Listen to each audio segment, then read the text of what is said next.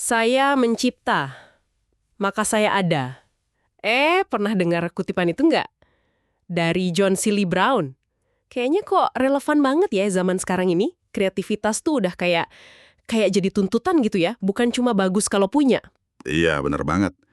Udah jadi semacam currency baru lah di dunia kerja.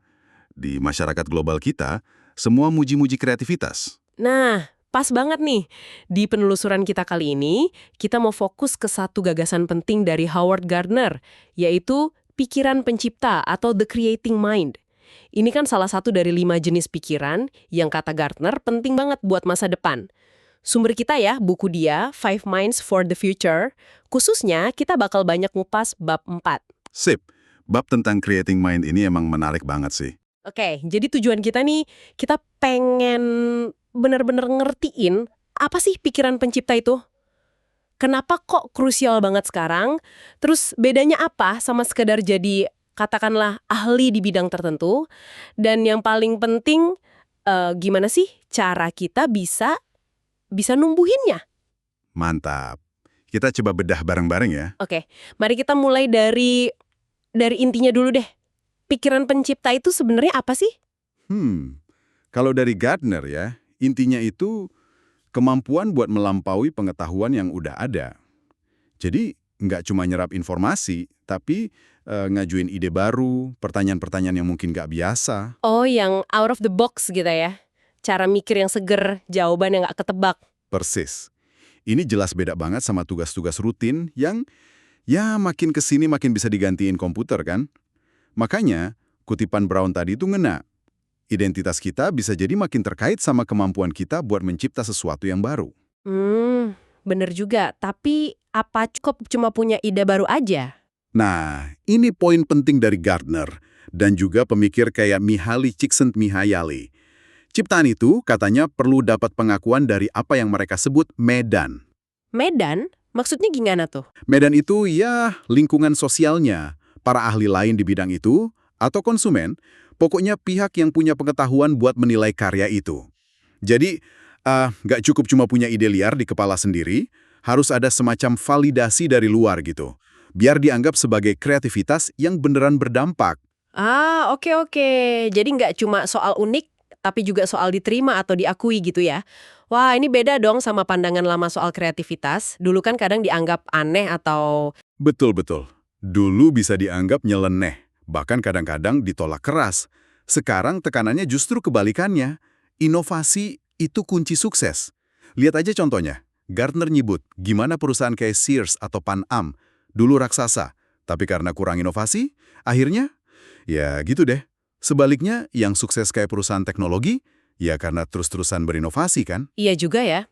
Terus, pandangan modern soal kreativitas sendiri gimana jadinya? Udah bukan sekedar lateral thinking itu aja? Udah lebih kompleks sih. Ilmu sosial modern ngelihatnya gini.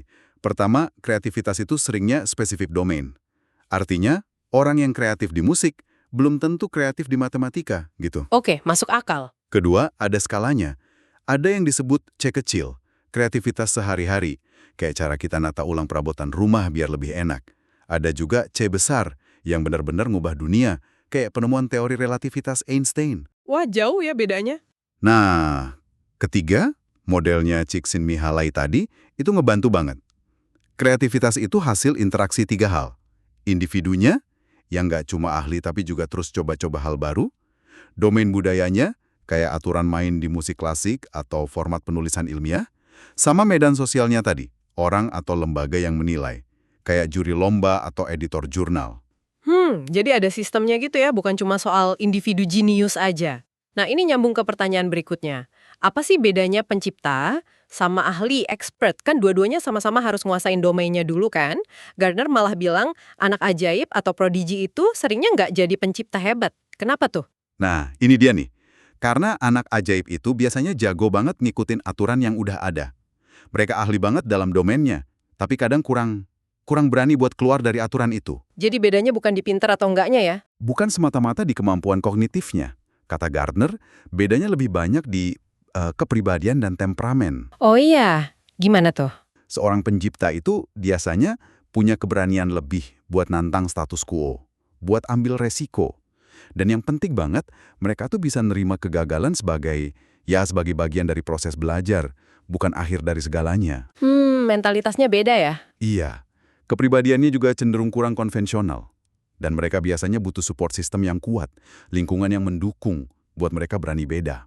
Contohnya kayak Mozart atau Shakespeare, mereka emang jenius, tapi lompatan kreatif mereka itu seringkali juga karena berani ngedobrak pakem zamannya, dan ada lingkungan yang memungkinkan itu. Jadi keahlian itu penting sebagai fondasi, tapi yang bikin jadi pencipta itu lebih ke keberanian, kepribadian, sama dukungan lingkungan ya? Kurang lebih gitu, keberanian buat beda, buat salah, buat coba lagi. Oke, menarik banget. Nah, terus gimana caranya kita bisa memupuk pikiran pencipta ini? Mulainya dari mana nih? Gardner ngasih saran yang kesannya simple tapi sebenarnya dalam banget. Jaga jiwa kanak-anak kita. Jiwa kanak-kanak? Maksudnya main-main terus gitu? Bukan cuma main-mainnya, tapi lebih ke rasa ingin tahu yang gede banget kayak anak kecil. Kemauan buat eksplorasi, buat nyoba-nyoba tanpa takut salah. Istilahnya neoteni, mempertahankan sifat-sifat muda itu sampai dewasa. Ingat kata Picasso? Butuh seumur hidup buat belajar gambar kayak anak kecil.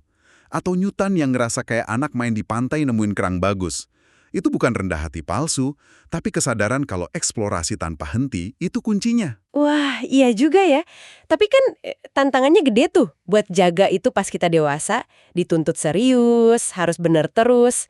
Gimana pendidikan bisa bantu di sini? Nah, pendekatannya kudu disesuaiin sama usia.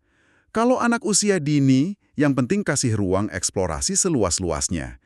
Jangan buru-buru dikoreksi kalau mereka bikin hubungan aneh antar ide. Biarin aja dulu. Terus kalau udah usia sekolah? Nah, di sini kuncinya keseimbangan. Kita tetap perlu ajarin disiplin ilmu, dasar-dasarnya harus kuat. Tapi di saat yang sama, pintu buat eksplorasi jangan ditutup rapat. Kasih tantangan yang jawabannya nggak cuma satu. Toleransi sama apa yang disebut kesalahan produktif. Kesalahan produktif, maksudnya? Ya, salah tapi bikin belajar sesuatu yang baru. Kayak kata Esther Dyson yang dikutip Gardner, buatlah kesalahan baru. Artinya, ya jangan takut salah. Asal dari kesalahan itu kita jadi ngerti sesuatu yang baru. Jangan ngulangin kesalahan yang sama terus. Bikin kesalahan baru. Oke. Ada contoh lebih konkret nggak buat anak yang agak gedean atau remaja gitu? Banyak sih, misalnya kenalin mereka sama hobi yang sifatnya terbuka, nggak ada jawaban benar salah mutlak. Kayak nulis, ngelukis, main musik, atau dorong mereka cari cara beda buat nyelesain soal matematika. Nggak cuma satu cara dari guru. Jadi ngajak mikir alternatif ya? Betul. Kenalin juga sama biografi tokoh-tokoh kreatif, biar dapat inspirasi. Ajak mereka bikin permainan sendiri dengan aturan sendiri. Terus, kembangkan juga apa yang disebut Gardner representasi ganda. Representasi ganda? Apalagi tuh? Itu kemampuan buat ngelihat satu masalah dari banyak sudut pandang. Atau pakai model berpikir yang beda-beda buat mecahin satu problem. Nah, buat remaja yang udah bisa mikir abstrak, kadang malah jadi terlalu kritis sama ide baru, termasuk idenya sendiri. Iya, suka gitu ya remaja. Makanya penting banget ngasih feedback yang konstruktif, bukan cuma nyalahin. Ajarin mereka juga cara nyaring kritik dari orang lain. Pendidikan seni, kata Gardner, bisa jadi wadah yang bagus banget buat ngelatih ini semua. Dan ini pentingnya seumur hidup kan ya, bukan cuma pas sekolah aja. Jelas, jaga pikiran biar tetap muda, tetap terbuka sama hal baru, itu kunci.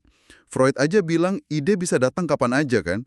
Jadi potensi kreatif itu nggak hilang cuma gara-gara umur nambah. Oke, kita geser dikit ke dunia kerja nih. Kan banyak tuh perusahaan yang ngakunya, wah kita dukung banget inovasi, kreativitas gitu.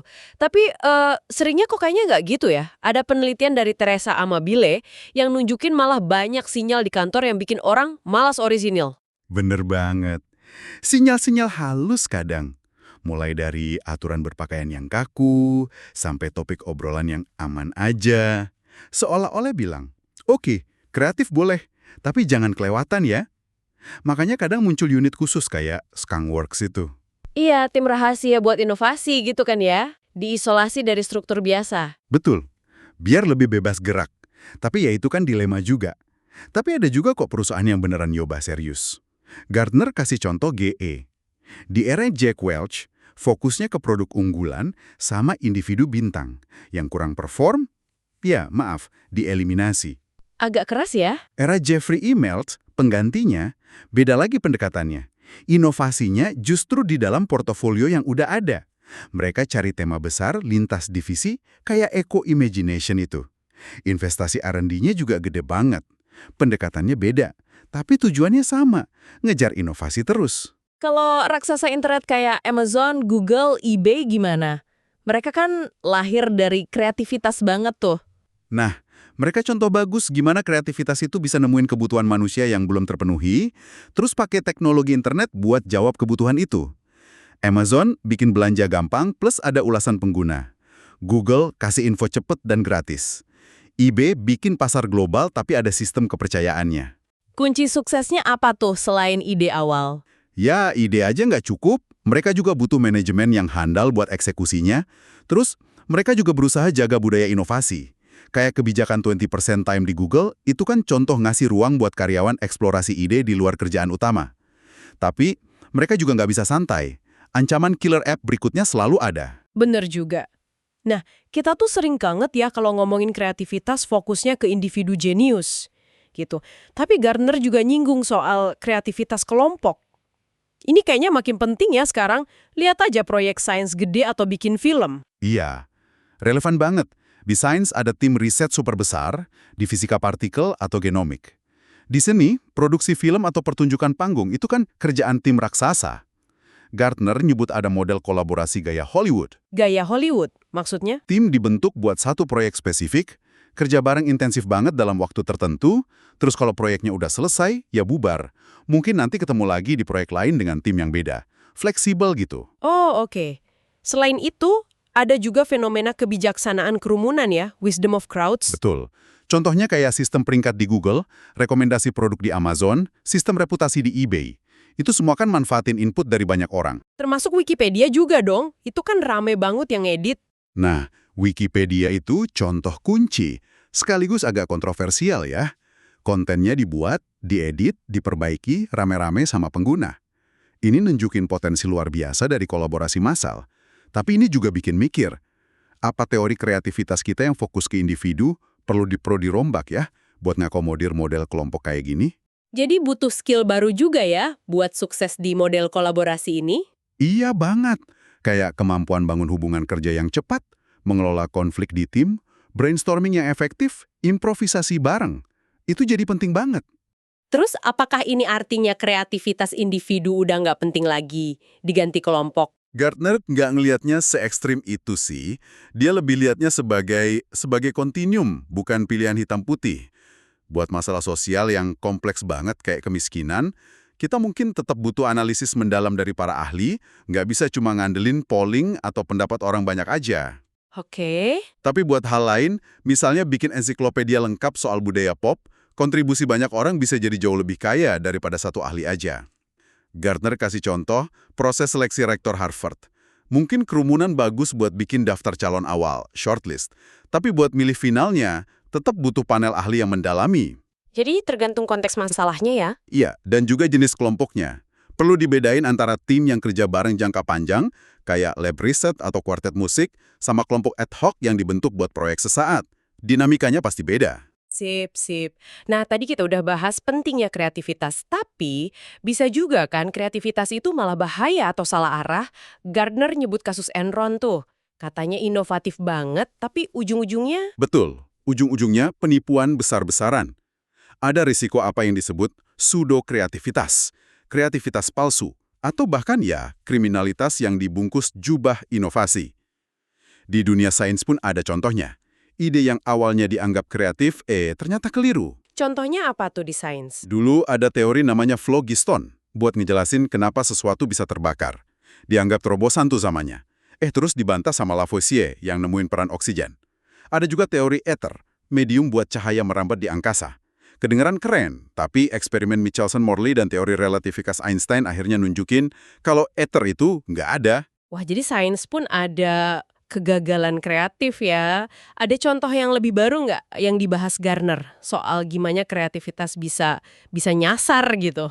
Ada. Kasus yang cukup terkenal, cold fusion atau fusi dingin dari Pons dan Fleischmann tahun 1989. Mereka bikin heboh dunia dengan ngumumin kalau mereka berhasil ngelakuin reaksi fusi nuklir sumber energi bintang, tapi di suhu ruang biasa, di laboratorium. Wah, kalau bener kan itu revolusioner banget ya. Energi murah tanpa batas. Makanya sensasional banget. Media langsung rame, harapan melambung tinggi. Tapi, komunitas ilmuwan banyak yang skeptis dari awal. Dan bener aja, banyak lab lain di seluruh dunia coba ngulangin eksperimen mereka dan Gagal. gagal. Kenapa bisa gitu? Kritik mulai muncul. Metodenya dianggap kurang rapi, kontrol eksperimennya kurang kuat. Terus, mereka juga dikritik karena ngumumin hasilnya ke media sebelum lewat proses peer review yang ketat di jurnal ilmiah. Kayak terlalu buru-buru gitu. Mungkin karena persaingan juga. Terus gimana sikap Pons dan Flashman-nya? Nah, sayangnya mereka cenderung defensif, kurang terbuka buat jelasin detail metodenya, kurang mau mengakui kemungkinan adanya kesalahan. Akhirnya, mayoritas ilmuwan menyimpulkan klaim mereka nggak terbukti. Jadi, apa pelajaran penting dari kasus cold fusion ini menurut Gardner? Pelajaran utamanya, kata Gardner, ini adalah contoh kreativitas yang dirusak oleh kurangnya disiplin. Mungkin Pons dan Fleischmann punya ide awal yang, ya katakanlah kreatif atau berani, tapi mereka kemudian mengabaikan nilai-nilai inti dari kerja ilmiah. Skeptisisme, keterbukaan, metode, kesediaan buat dikritik dan diverifikasi sama orang lain, peer review dan replikasi, dan kerendahan hati. Jadi kreativitas saja nggak cukup ya, harus ada disiplinnya juga. Wajib. Kreativitas tanpa disiplin itu rapuh, bisa jadi buntu, atau malah menyesatkan. Fondasi disiplin yang kuat itu penting banget biar kreativitas bisa berkembang secara sehat dan benar-benar ngasih kontribusi positif. Wah, ini nyambung banget ya. Jadi, pikiran pencipta ini nggak bisa berdiri sendiri, tapi harus bareng sama pikiran disiplin yang juga dibahas Gardner. Tepat sekali. Dan mungkin juga sama pikiran sintesis ya. Kan seringkali ide baru itu muncul dari ngegabungin informasi atau ide-ide yang udah ada dengan cara baru. Betul banget. Ada tumpang tindih yang cukup besar antara mencipta dan sintesis. Keduanya sama-sama butuh disiplin ilmu sebagai dasar. Keduanya juga dapat keuntungan dari kemampuan representasi ganda tadi, ngelihat masalah dari banyak sudut pandang. Batasnya emang nggak selalu tajam sih. Ciptaan baru bisa banget muncul dari sebuah sintesis yang brilian. Bedanya mungkin di penekanannya kali ya? Bisa jadi. Di dunia akademik misalnya, seringkali dituntut sintesis yang kuat dulu, kayak bikin tinjauan pustaka lengkap, sebelum bisa ngajuin kontribusi orisinal. Sementara di dunia seni modern, kadang kebaruan yang radikal itu lebih dihargai, bahkan kalau sintesisnya kurang kelihatan. Kalau di bisnis gimana? Kalau di bisnis, mungkin manajer lebih butuh kemampuan sintesis buat ngelola kompleksitas sehari-hari. Sementara pemimpin puncak, mereka butuh sintesis yang lebih luas lagi cakupannya. Lihat tren jangka panjang, hubungin berbagai area buat bisa melahirkan visi atau strategi kreatif yang baru buat perusahaan. Oke. Nah, kita udah hampir di ujung nih. Terakhir, gimana Gardner ngelihat masa depan kreativitas? Apakah bakal tetap gitu-gitu aja, berpusat di manusia, mungkin di tempat-tempat kayak Silicon Valley gitu? Gardner mengakui sih peran penting tempat atau ekosistem kreatif, kayak yang dibahas Richard Florida soal kelas kreatif di kota-kota tertentu. Tapi Gardner juga nunjuk ada pemain baru di lapangan yang bikin gambarannya jadi lebih kompleks. Pemain baru. Siapa tuh? Teknologi, terutama komputer dan kecerdasan buatan, AI. Gimana dampaknya menurut Gardner? Pergede, bantu arsitek bikin desain yang rumit banget kayak karyanya Frank Gehry, bantu ilmuwan mecahin kode genetik. Di sini, komputer masih membantu kreativitas manusia. Oke, itu udah kerasa banget ya sekarang. Terus level kedua. Nah, level kedua ini yang lebih bikin mikir. Yaitu potensi AI atau simulasi komputer yang nggak cuma ngebantu, tapi benar-benar menghasilkan karya yang bisa dinilai kreatif oleh manusia. Hah? Serius? Kayak gimana contohnya? Ya, AI yang bikin lukisan, gubah musik, bikin desain produk, atau bahkan ngajuin hipotesis ilmiah baru yang orisinal. Gardner udah nyinggung kemungkinan ini di bukunya. Wah, gila juga ya kalau gitu. Implikasinya gede banget dong. Bisa-bisa definisi kreatif itu sendiri geser ya di masa depan. Sangat mungkin. Ini bakal jadi pertanyaan fundamental. Apa artinya jadi kreatif kalau mesin aja bisa ngelakuin hal-hal yang kita anggap puncak kreativitas manusia? Ini tantangan gede. Tapi mungkin juga peluang baru buat pikiran manusia di era mendatang. Oke. Mari kita coba tarik benang merahnya nih. Jadi pikiran pencipta itu intinya soal melampaui apa yang udah ada, berani nanya, berani nyoba hal baru, butuh banget keberanian buat ambil resiko nerima kegagalan sebagai bagian belajar. Ini beda sama sekedar jadi ahli yang cuma nguasain aturan. Betul. Terus, kita bisa pupuk ini dengan jaga rasa ingin tahu kayak anak kecil, seimbangin antara belajar disiplin ilmunya sama ngasih ruang buat eksplorasi, tapi penting banget diingat, kreativitas tanpa disiplin itu bahaya, bisa salah arah kayak kasus cold fusion tadi. Dan penting juga ngelihatnya nyambung sama pikiran-pikiran lain yang dibutuhin Gardner, terutama disiplin dan sintesis. Mungkin ke depan, banyak kerjaan rutin, bahkan sintesis informasi, bisa diambil alih sama komputer atau AI. Tapi kemampuan buat ngajuin pertanyaan baru yang fundamental, ngelihat koneksi antar hal yang nggak kepikiran sebelumnya, itu mungkin bakal tetap jadi inti kreativitas manusia yang paling berharga. Nah, sebagai penutup nih, kita balik lagi ke ide soal kegagalan produktif dan ambil resiko tadi. Mungkin ada pertanyaan buat Anda yang lagi dengerin buat direnungin. Mengingat pentingnya hal ini buat si pikiran pencipta, coba deh pikirin, di area mana dalam kerjaan atau proses belajar Anda sekarang, Anda bisa secara sadar nyiptain sedikit aja ruang buat bikin kesalahan baru yang bermanfaat. Di mana Anda bisa sedikit lebih berani buat nyoba sesuatu yang hasilnya belum pasti, tapi tujuannya buat ngebuka kemungkinan baru.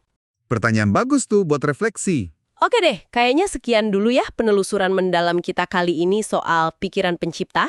Semoga ada manfaatnya. Sampai ketemu lagi di kesempatan berikutnya.